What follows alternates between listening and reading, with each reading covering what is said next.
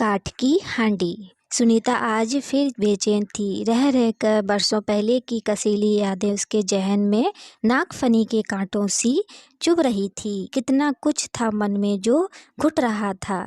ऐसा लग रहा था कि गहरे समंदर के भीतर फंस गई हो। हाथ पैर मारने का कोई लाभ नहीं हो रहा था।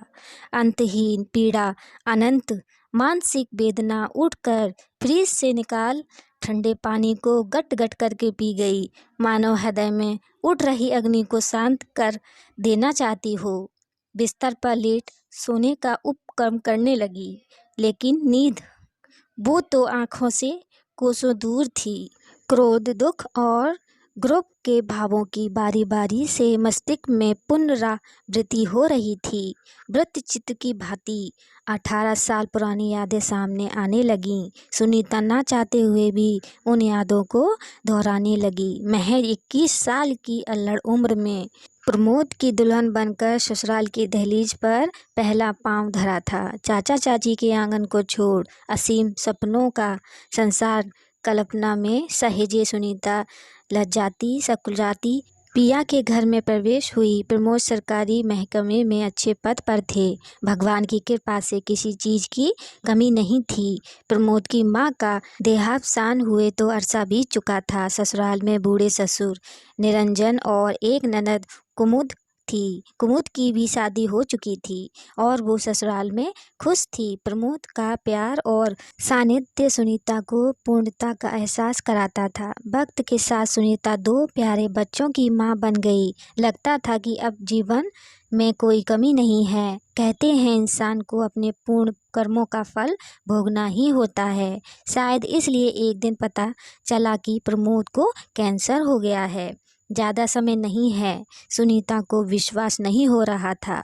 बेटा 4 साल का था और बेटी सिर्फ 1 साल की। सब कुछ हाथ से रेत की मान्यत फिसलता लग रहा था। समझ नहीं आ रहा था बच्चों और पिता तुल्य ससुर को कैसे संभालेगी। कभी पति को इलाज के लिए ले जाती तो कभी ससुर को ढांढस बंधाती। इकलौते बेटे को अपने सामने धीरे धीरे जाते देखने से ज़्यादा कष्टकारी कुछ नहीं हो सकता। निरंजन जी के भाग्य में पुत्र की मौत देखना नहीं लिखी थी।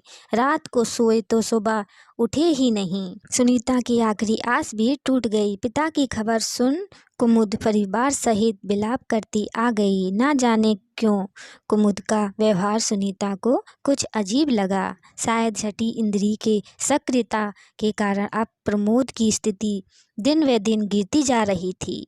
अस्पताल में भर्ती करवा दिया। कुमुद ज़्यादा से ज़्यादा समय खुद प्रमोद के साथ रहती। सुनीता को अस्पताल नहीं जाने देती। पति के अंतिम समय में सुनीता उनके साथ रहना चाहती थी, लेकिन उसकी एक ना चलती। उस दिन सुनीता घर में अकेली थी। तभी प्रमोद के सहकर्मी और परम मित्र राकेश आए और उन्होंने जो कुछ भी बताया उसे सुन सुनीता के पैरों तले से जमीन निकल गई। बच्चों का भविष्य अंधकार में दिखने लगा था। कुमुद के प्रति विनोद ने प्रमोद के दफ्तर जा फंड आदि के सब कागज तैयार करवा उन पर धोखे से प्रमोद के हस्ताक्षर करवा लिए थे। प्रमोद के बाद अब सारा पैसा कुमुद को मिलने वाला था। अब विनोद प्रमोद के बाद आशित को मिलने वाली नौकरी भी कुमुद को दिलवाने वाला था। सारे षड्यंत्र से अनभिज्ञ सुनीता, जिन्हें हमदर्द समझ रही थी, वह आस्तीन के सांप निकले। सुनीता, तुम्हारी सहमति के बिना मैं कुछ नहीं कर सकता। तुम एक प्रार्थना पत्र लिख कर दे दो, बाकी मैं संभाल लूँगा। सुनीता को आज राकेश देवदूत से देख रहे थे, जो निस्वार्थ भाव से उसकी मदद करना चाहते थे। राकेश ने प्रार्थना पत्र लगा कार्यवाही रुकवा दी। कुमुद और विनोद ने घर आकर बहुत हंगामा किया। सुनीता चुपचाप उनके तानों को सुनती सोच रही थी, क्या सच में पैसे और नौकरी के लिए कोई बहन अपने मासूम भतीजे भतीजी को मुँह का निवाला छीन सकती है। कुमुद, अब इस घर में तुम्हारे लिए कोई जगह नहीं है। अपना सामान समेटो और निकल जाओ यहाँ से। प्रमोद के जाने के बाद भी कोई नया नाटक रचने यहाँ मत आना। शील स्वभाव की सुनीता नागिन सी पुकार उठी। रिश्तों के दो नए रूप एक ही दिन में सुनीता ने देख लिए थे। एक जिनसे प्रमोद का रक्त संबंध था, दूसरा जिससे सिर्फ मानवता का संबंध था। प्रमोद की मृत्यु के बाद जब अपनों ने साथ छोड़ दिया, तब राकेश ने उसके परिवार को सहारा दिया। जैसे श्री कृष्ण भरी सभा में द्रौपदी की रक्षा को आए थे। ना सिर्फ फंड का पैसा दिलवाया, साथ ही सुनीता की सरकारी स्कूल में नौकरी भी लगवा दी। आपने मेरे लिए जो किया है, मैं सारी जिंदगी आपका एहसान नहीं उतार पाऊंगी।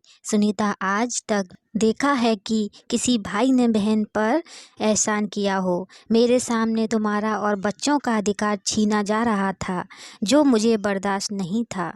पति का स्थान पैसा नहीं ले सकता, लेकिन बिना धन तुम बच्चों को कैसे पालती। राकेश जी आज तक भाई होने का कर्तव्य निभा रहे हैं। उस नौकरी के सहारे सुनीता ने अपने बच्चों को काबिल बनाया। सुनीता ने इस सब के बारे में बच्चों से कभी कोई जिक्र नहीं किया था, लेकिन आज बेटे का हॉस्टल से फ़ोन आया था। माँ, बुआ जी का बेटा मेरा जूनियर है, आज मिली थी बुआ जी, मुझे देख गले लगा लिया। बेटे के शब्द कानों में पिघले शीशे से उतर रहे थे। शून्य में ताकती सुनीता जड़ हो गई। बस कपकपाती आवाज़ में इतना ही कहा, काठ की हांडी दोबारा चूल्हे पर नहीं चढ़ती बेटा। मैं कुछ समझा नहीं माँ, सुबह आ रही हूँ, इसका मतलब तुझे और तेरी बुआ दोनों को समझाने।